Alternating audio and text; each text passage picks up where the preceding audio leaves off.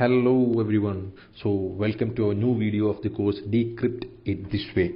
In this course we will be discussing the strategy used by the toppers who cracked the UPSC NDA examination. So we have already done a video about the strategies of the toppers in the mathematics part of the NDA examination. You can find it on our YouTube channel, and in this video we will be discussing about the strategies for the English in UPSC NDA examination. This video is brought to you by Decrypt NDA, and we are having a Telegram group. The link is given below, so you can join the group to have daily quizzes, current affairs updates, and a doubt clearance desk where you can ask anything and everything about the NDA and the interview.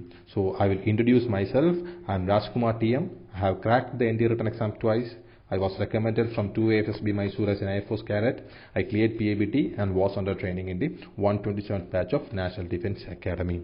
So moving on, you must be knowing about the NDA written examination. The NDA written examination have two papers, mathematics and GAT. We have discussed about the mathematics in our previous video. Please find it in our YouTube channel. And this video will be discussing about English, which comes under the general ability test. So in the general ability test, you have 150 questions and maximum marks of 600. That means you will be having 4 marks for every right answer you make. And the time for solving these 150 questions will be 150 minutes. That is 2.5 hours. And the minimum marks or the qualified marks you need to score for GAT will be 150 marks. And for every wrong answer you make, you will be losing 1/3 of the 4 marks as a penalty.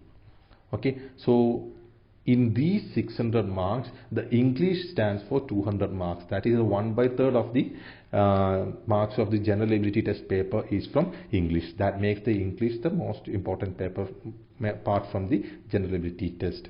Okay, so before moving to English, let's just analyze the last 5 years cutoff of the UPSC NDA examination. So I haven't included 2019-2 as the official cutoff is not released.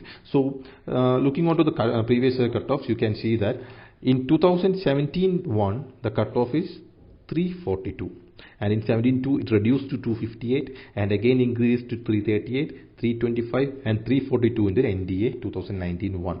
So cutoff is based on 2 or 3 factors, which includes the number of applicants, the number of candidates who wrote the exam, the toughness of the exam, etc. But you can see in the general trend the cutoff is less than 350 for the last 5 times. That means if you are scoring above 350, your chance of getting through the examination is high. But if you want to get to the merit list, you need to score 450. So our aim will be 450 marks out of total 900 marks. That is the 50%. Okay, so for maths, out of 300 you will be aiming for 150, which is the 50%, and for GAT you will be aiming a minimum of 300 out of 600, which is the 50%. This is the minimum marks you should aim for. You should be aiming for more than these marks. Okay, so for out of 600 you will be aiming for 200. So for English, I told you it's asked for 200 marks. So your aim should be minimum of 100 marks in English. So that makes the English an important subject. So look at here, you can see that English is a major factor in the NDA examination. What makes it the major factor? You can see 200 out of 600 marks in GAT comes from English. That is 1/3 of the marks of the GAT comes from the English paper, and the second most important subject after mathematics, because out of 900 of the total marks of the NDA written examination, 300 is from mathematics and 200 is from English. That makes English the second most important subject of after mathematics, and English is comparatively easy to score in the NDA written examination, because if you know the answer, you have nothing to do with thinking or problem solving. You just if you read the question, you read the options, mark the right answer. So that makes the English the important subject in the NDA examination. So let's look what all type of questions are asked in the English part of the NDA examination. So in the type of questions can be divided into 3. Okay, one is from vocabulary, second is grammar, and third is the reading ability. From the vocabulary, the questions ask the synonyms, antonyms, one words, idioms. And from grammar, the questions ask the spotting the error, fill in the blanks. And from reading ability, you will have passages and jumbled sentence. And generally, from synonyms and antonyms, 10 questions each are asked for NDA examination. And most of the time, these idioms and one word generally don't happen together. Either one words or idioms are asked. They will be asked from 5 to 10 questions from this part. And for sporting there are also 5 to 10. Fill in the blanks also 5 to 10. So in sporting there are, you will be given a sentence and you have to find on which part the error is in the sentence. Okay, and also you will be having a passage comprehension, and based on that passage you will be having 5 to 10 questions to answer. And jumbled sentence, the sentence will not be given in the proper order, it will be jumbled and you have to make it in the right order. This is another type of question that comes for the NDA written examination. So these are the basic types of questions which are generally asked in the NDA written examination. You people who are already preparing must be knowing all these stuffs. So this is a general approach that is usually followed by most of the students for the English. Okay, so the first or foremost or the most important thing for English is to read the English newspaper daily and make notes. You make notes of the important words you catch from the English newspaper. You find the meanings, you find the antonyms and synonyms and note it on a notebook. And you do continuous practice question of passages, jumbled sentence, sporting the error, etc. You do revision, you do mock test. This is the general approach of each and every serious aspirant does this only. But for cracking a competitive examination like NDA, we should do something which is varying from other aspirants. That means you have to do something which is stands up front. So you can decrypt the exam in this way. This is the decrypt it this way special method of strategy of cracking English for the NDA examination. So if you have analyzed the previous year question papers as we have done, you will find that in English the antonyms and synonym parts consist of 20 questions, that is 80 marks. So this is one of the most important part of the English question paper, and you can easily understand out of that antonym and synonym, almost 60% of the questions are repetition of previous year question papers. So the thing you should do for studying antonym and synonym is you have to collect the NDA question paper from 2011. So you have to collect it and you have to take a notebook. You have to read the first question. You have to find the antonym of the word misery, and the options will be given A, B, C, D. So you take a notebook, so you write the word misery, you find the antonym of the word from the internet or dictionary, you write it there, you find the synonym of the word misery from the dictionary or internet, you write it on the next column. Similarly, you take the word given in the options also. So from one question you will be having 5 words, their antonyms and synonyms. This you should be doing for every words given in the question paper from 2011 to 2019, and you can find that almost 60% of the questions are coming in repetition from the antonym and synonym side. Okay, this is applicable when English scoring good mark in English can't be done, or you cannot be a proficient learner of English within few days. It's a continuous process. You should be reading from your childhood, or you should be reading from when you are in 7th standard to 12th standard. That means 5 years of reading to make you a good candidate who can easily crack the English questions. If you are not so confident, you can try this method. You take the question papers and you take the words, you take the options and write the antonym and synonym in your books and completely keep on revising it again and again. Okay, so for one word, you have to know the one word of the given sentence. You have nothing to do, so for that you have to read the newspaper. But for idioms and phrases, most of the idioms and phrases are common in every languages. Okay, so we have many idioms and phrases that is common in every languages. So the thing you should do is, when you read the idiom in the question paper, you have to write it on your mother tongue on the side of the question paper.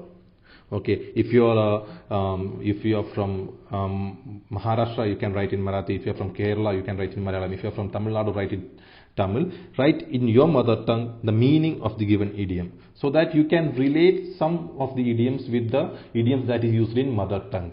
So you get the exact meaning, and you also try writing the options in meaning of options in your mother tongue. That means that's the how, if you are not knowing the answer correctly, you write the given idiom in your mother tongue. You also write the given 4 options in your mother tongue, so you can easily relate with the given idiom to your options and mark the answer. Okay, this is how you should be going for idiom. Okay, if you are not an expert in. Now moving on to the grammar part. So in grammar part, you need to know something about the basic English grammar to answer questions. Okay, two types of questions are coming: spotting the error and filling the blanks. So for spotting the error, you will be given a sentence, and the sentence will be divided into different parts, 4 parts, and you have to spot at which place there is a error in the given sentence. For example, a sentence will be given in such a manner, and if you are finding this error on this part, you have to mark A, on this part it's B, this part is C, and the last part it is D. You have to do in such a manner. So for the grammar, you should be having some little knowledge about the grammar, the tenses, the prepositions and everything. So from that you can reach the answer. And for the fill in the blanks, if you are not having adequate knowledge about the words and the sentences given in the questions and options, the thing is you can try substituting each options in the given blank. For example, if the some sentence are given, then there is a blank, then again the part of sentence, and you have 4 options. So you can try substituting each options and reading loud the complete sentence. So you may get an answer from with these 4 which makes sense, which helps you to mark the answer in the fill in the blanks. Please make sure that you do these methods only if you are not sure about the given answers. Okay, for dealing with the passages or the comprehensions, the main important thing you have to do is practice. You have to practice on the previous year question paper given passages and the passages which are available on the guides or textbooks. Okay, but the important thing to save time, in passages are the part in English which consumes the most time of the candidate. So to save time while reading passages, the first main thing you should do is, before reading the comprehension, you just go through the questions related to that comprehensions. Okay, you just read these questions which are related to comprehension, so that which helps you to concentrate on areas from where the question is asked on the passages, so we can easily reach the answer within less time. That is the one tip which I have to convey to you while dealing with the passages of the English questions. Okay. So next is a jumbled sentence. Jumbled sentence also, the sentence will be given in different order and you have to make the sentence in the right order. Okay. Here also the thing you could do is, you have to write the meaning of each sentence in your mother tongue on the side of the question paper. Okay, so if you are finding it to arrange the sentence which is given in English, you try arranging the sentence which is written in your mother tongue, which will be much easier for you and you can reach the answer easily. Okay, this is how you should be doing on the various part of the English paper if you are not sure of the answer, or if you are not a proficient in the English part of the NDA examination. So as I told, our aim should be minimum of 100 marks for English. Even though you are not a good proficient in English, you should be scoring for minimum of 100 marks. Okay, if you are a good proficient in English, you can rise more, you can attempt more questions and increase from 100 to 150 or something, which is of your capability. Suppose you are so weak in English that you are not really able to reach 100, you should concentrate on scoring more marks from the other part of GAT. Okay, so English comes under the part A of the GAT, that is the first 50 questions. The first 50 questions of the GAT is from English, that is for 50 into 4, 200 marks. Okay, so these are the tips and strategies which are used by toppers on the English part of NDA. So this video was brought to you by Decrypt NDA. So if you like the video, if you find it useful, you share it among your friends, subscribe our channel. You can join our Telegram channel using this link, and this link will be given in the description. So please share this video. Okay, thank you very much. We will be doing video on the strategies for each and every subject, and we should be starting the classes for the different subjects soon. Okay, thank you.